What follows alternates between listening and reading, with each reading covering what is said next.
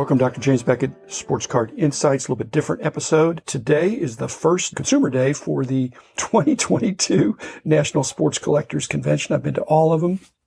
And I just thought a little different thing here as I reflect on the years I went. Certainly the last 17 years, I've been semi-retired, but all the years before that, I went as a leader, a CEO, a leader in the industry. I've got a lot of great friends in the hobby as well as outside the hobby. And one of them is Lee Colin, who has the L Group. He's a management leadership consultant, a friend of mine, and I think he's got a lot of wisdom. He's written some books. I don't think he's so aware of the hobby. When I meet people, everybody's aware of the hobby. They know that's what I either do or did, and many of them get a kick out of that. But leadership, looked at from his perspective, having dealt with thousands of leaders as a consultant, he listed the top 10 reasons leaders fail. I thought, I wonder how many of them apply to me or apply to other leaders in our industry. I'm thinking of the CEOs and organizational leaders that have a lot on their plate, that they can't be involved in every day-to-day thing, but they're out there having to make the tough decisions. So anyway, first of all, thanks sponsors. All of them were run by excellent leaders. Topps, Panini, Upper Deck, Heritage Auctions, Huggins & Scott Auctions, Mike Stadium Sports Cards, Burbank Sports Cards, ComC.com, and Beckett Media, Beckett Grading, Beckett Authentication. I'm going to try not to single out, certainly in any negative way, the leaders of my sponsors, organizations, as well as other leaders in the industry. But anyway, number one, from Lee Colin's perspective, is leaders fail because they feel like they have all the answers. And they don't just feel like they have all the answers, they act like they have all the answers. And if you're the rank and file people, the leader doesn't have all the answers. When I was a leader, I didn't have all the answers, but I had a lot of answers. When you don't have all the answers, you've got to seek input, opinions.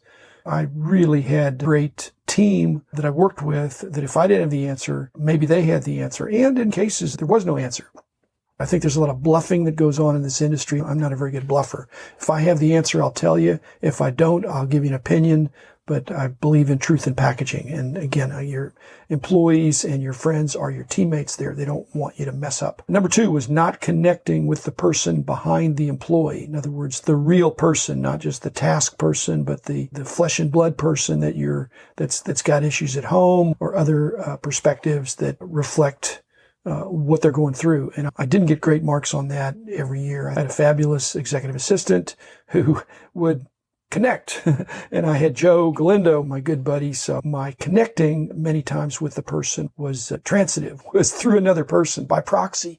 And folks, that really doesn't count. If you have your executive assistant write a note to a friend, you can't just sign your name under that with her sentiment or her handwriting. Again, I'm doing better on that, and I hope that all of my fellow leaders in the industry can see that there are real people in your company and real people in the hobby. I just got an email from somebody that was recovering from cancer. I didn't even know that. Well, now I know it, and so what am I going to do about it? I'm going to try to connect on a deeper level when I get the chance. Number three was slow decision making, and I am probably, you've heard of measure twice and cut once. I hate making mistakes.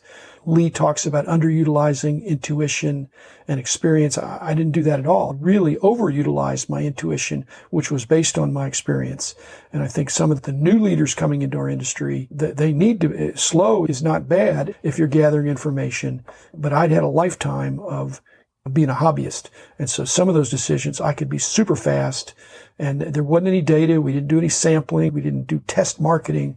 I just said, I'm willing to bet. And it was a good bet. It wasn't a 50-50 bet. I was pretty sure, and I was right a lot more often than I was wrong. I'm not invincible. I'm not undefeated, but I won an awful lot more than I lost. Number four, from Lee's perspective, is unclear vision and expectations, the blurry expectations that lead to blurry results. I don't think our industry is doing bad on that. I think it's pretty clear when we've had this bull market and it's onward and upward for everybody. Well, now with more of a mixed market, you've got to set the expectations for your team and for your customers. But I believe we did that. We wanted to have the most accurate price guide, the best tools, the best grading company. Everything we did, we wanted to do with excellence, and maybe not perfection, but with just such a high degree of excellence that people could really count on the fact that we knew our stuff and we're marching straight ahead. I remember a time when I made a typo in the price guide and people just accepted it. And it was a typo that was off by a decimal point. I'd added a zero to something, and some people did not see that as a mistake. And so obviously in a monthly price guide, we could fix it the next month. And sorry, but a lot of these mistakes are not no harm, no foul. And that goes along with the fifth one that Lee has, the lack of personal integrity, that people won't follow you if they don't think you have integrity. Actually, I don't believe that's true, Lee. I think people follow leaders that don't have good personal integrity all the time. But when the going gets tough, there's not a level of trust there. If you're the leader and you're loyal to yourself, and you do what you think is best, people are going to figure that out. Even when you think no one's looking, people are looking. There's going to be somebody see. So you need to have a high degree of personal integrity. If you don't, you're going to have fair weather friends, fair weather employees, fair weather customers. They're going to use you or work with you as long as it's in their best interest. But it's been said that kind of the best managers get people to do things willingly that they really don't want to do, and to do them with excellence. Number 6 was that poor leaders stop learning and changing, and they feel arrived, they're complacent. Frankly, I think I may have done that toward the end. Before I sold the company, I was learning in many respects, but I think I just didn't have the same fire. And so it was time to sell to somebody and to allow the next generation to take over. My word to leaders out there in the industry, if you feel like you're stopping learning and changing, you need maybe a changing of the guard. If it's your company, you need to bring in some new leadership or do something to keep that dynamic element. This is the greatest time the last few years to be in the hobby. If you've stopped learning, I feel bad for you because I know a lot, but I've got a lot more to learn, and that's my posture. I'm a lifelong learner, and I think the best CEOs are as well. Number 7 was an undisciplined approach to hiring employees. I happily failed on that. I think I did have an undisciplined approach.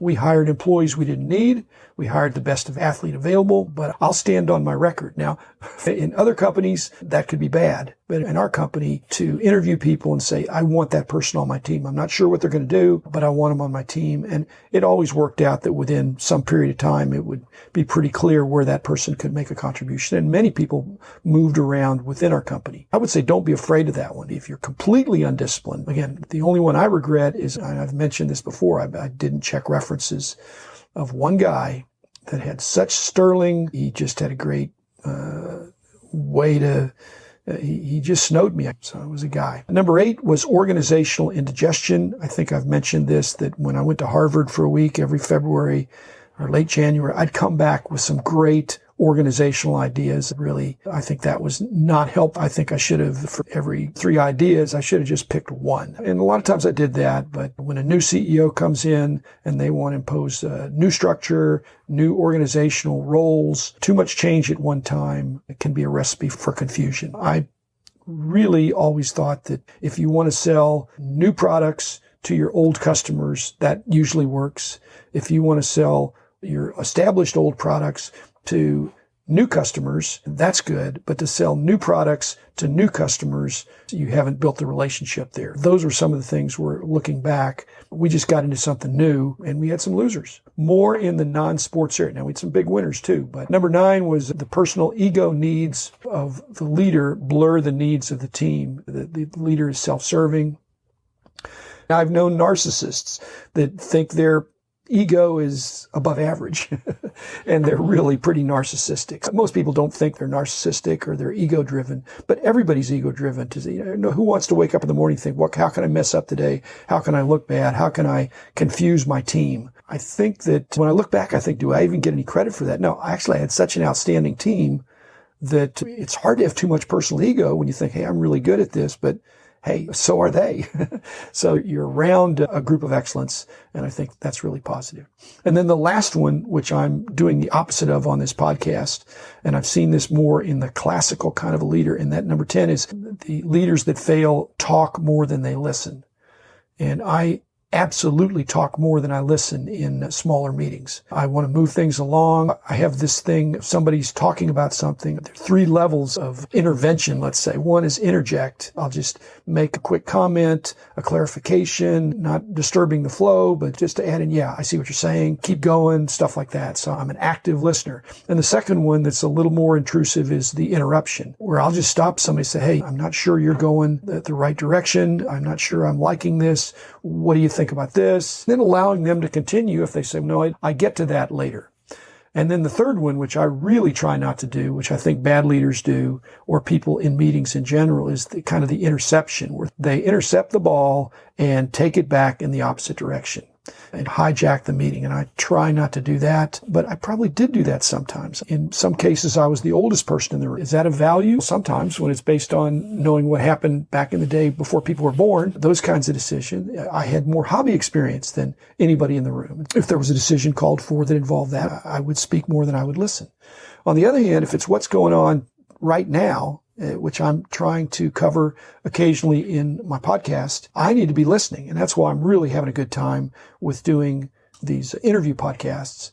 And I've had many CEOs on. And when there's two CEOs, which one is going to talk more than listen? Well, I'm the host, but still, I want to hear what they have to say, but I want to be an active listener. If you're a leader in the industry, actually, regardless of leadership or influencing, I want to be influencing the influencers.